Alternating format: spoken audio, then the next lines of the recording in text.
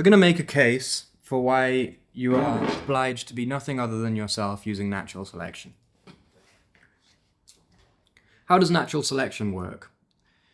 Basically, it's a shotgun approach at figuring out what is adaptive in a particular organism or species. Instead of using a sniper and putting loads of all of the energy into one bullet or into one organism and just like making this one organism become like a fucking demigod that's just super big and powerful and the top of the food chain.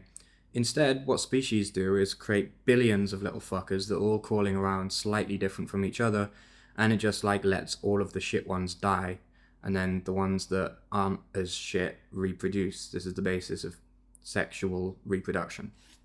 So that's the strategy that life uses to undergo the project of life, and you are one of its little tests. And so your job, essentially, is to figure out exactly what that means. What it means to be you.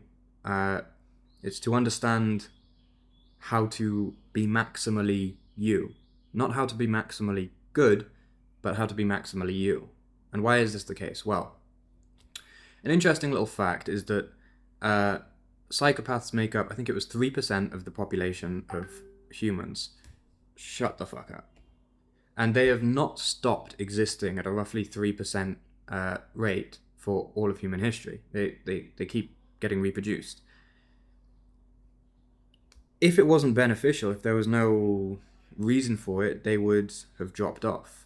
If it was a maladaptive pattern, then it wouldn't still be around. This is the ruthlessness of natural selection. So why do we need psychopaths? I thought psychopaths were bad. Everybody says if you're a psychopath, you're bad. And it's like, sure, if you're going for dinner, then a psychopath is probably a bad occurrence at that dinner. But from the perspective of life, which is a lot less concerned with warm, fuzzy feelings and positive emotions, and a lot more concerned with producing survivable species, psychopaths serve some adaptive purpose. For example, not all, but just about all surgeons are psychopaths. You can look that up. Like, the majority of surgeons are actually psychopaths. Because if you're not a psychopath, then when you're cutting somebody's body open while they're still alive and you see their heart beating inside their chest, your hands will start shaking. And if your hands start shaking, so it wasn't surgeons, it was like brain surgeons, one of the like really hard ones.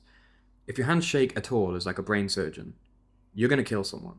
And so you don't actually want a warm, compassionate brain surgeon. You actually want a psychopath brain surgeon if you're ever getting brain surgery, because you don't want him to see your brain and start shaking in his hands a little bit. You don't want him to feel the pressure. You don't want him to get stressed. You want him to be cool, calm, and collected, even though a slight twitch in his hand could kill you. You want him to not care, because if he cares too much, it increases the likelihood of his hands actually shaking or twitching, and then boom, you're dead. So they serve a function. Lots of special operatives, like special ops people like Navy SEALs and stuff, are also psychopaths, clinically speaking. And so psychopathy can be a good thing. If you need brain surgery, you want a psychopath. So that's interesting. Even though they're bad at a dinner party, that doesn't necessarily mean they're bad, period. In fact, this whole idea of bad, period, is really debatable in my mind right now, but that's a different topic. Another interesting fact is that it's around the same percentage of ants that just wander off in the wrong direction. So when ants are trying to find the way forwards, if you've ever seen them, they form like these big long lines towards the resources and develop these big chains of ants, and they like carry resources across and move them back, and that's how they stay on track. They like bump into each other and pass on little bits of information telling them where to go. But about 3% of ants will just fuck off. Everyone's going this way, and they just like fucking see you, mate, and they just go in their own direction. Now, you might think that's a bad thing, because it's like, okay, we're losing 3% of our species because they're just getting lost and leaving. But if it was truly maladaptive, it wouldn't have remained in natural selection. It would have been selected out for? It would have been selected against. And yet it wasn't selected against, it was selected for, and that type of ant still exists at around 3% of the ant population. Why? Well, every now and then, one of those little shits that just fucks off in his own direction and actually finds something worth finding, or discovers a new route somewhere. and then all of the other ants can follow suit, and that ends up the benefits that the species gets from that offset the cost of losing like 3% of your ants. I'm sure that's a very oversimplified explanation of it. I'm not a biologist, but that's the gist of it, and it gets my point across, which is that if you are a fucking weirdo, which if you're listening to this video, you probably are, or if you know about my main channel, you definitely are, then that's your job. Instead of thinking too much about what am I supposed to do with my life, what am I supposed to be like, who should I become, the job that you have is to be as fully weird as you can. Like lean into the weirdness, not away from it. Don't mold yourself to the into a shape that will be more convenient for your social life or more convenient for the people in your social life. If you don't believe something, don't say that you believe it. If you don't feel a certain way, don't pretend to feel a certain way. If you don't want to do something, don't do it out of some moral obligation or some social obligation. This is how you fulfill the task, essentially, or the strategy that life itself uses. The problem with this is that most people think life is about them, and so they're afraid to do anything like this because chances are it's going to cause a fair degree of discomfort. But again, just like the psychopath at the dinner table, life doesn't care. Life's project is not about warm, fuzzy feelings. In fact, warm, fuzzy feelings and comfort are just one of the tools that life has in whatever project it's undertaking. And as one of life's little outgrowths, one of life's little tests or hypotheses, because that's essentially what you are as an individual organism, is a unique collection of DNA that is essentially a hypothesis to be tested by life. And there's something to be said about taking that on as a bit of a challenge to your pride and intentionally leaning into it and thinking like, okay, if I am a hypothesis to be tested, I'll show you that it's the right one. But maybe that's just me. Anyway, there could be a source of motivation in there for you. I don't know, but regardless, you are a hypothesis to be tested, and it's your job to stay true to that hypothesis and not pretend you're really about this when you're actually about that, or to pretend you see things this way when you actually see them that way.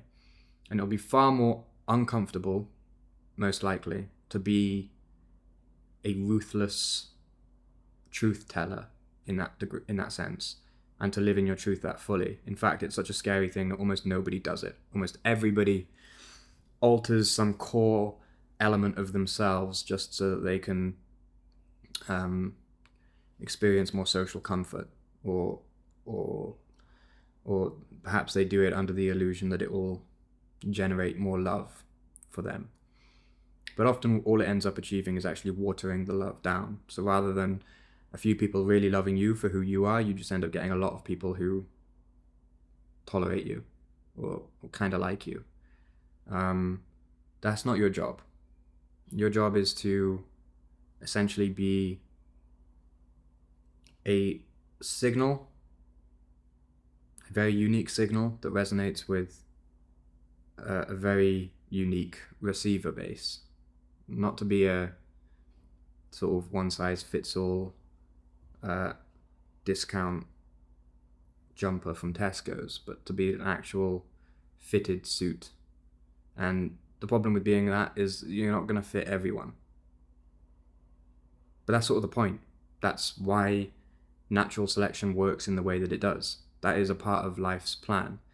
And so I don't think there's much you can do that's more heroic than taking all of the discomfort that comes along with being a round peg in a million square holes and voluntarily accepting the discomfort of that, such that you can stay true to yourself, because by staying true to yourself, you are serving life and its project.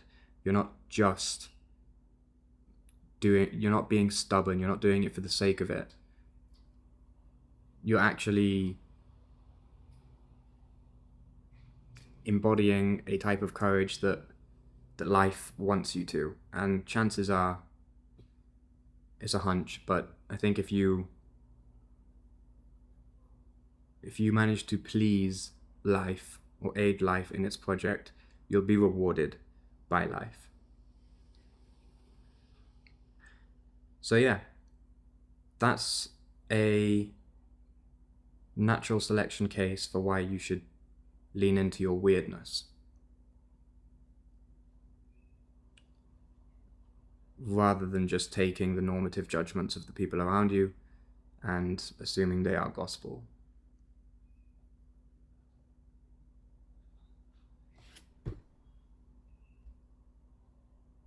But that takes courage, and perhaps if you're not sure where to go or what to do, maybe just make that your North Star.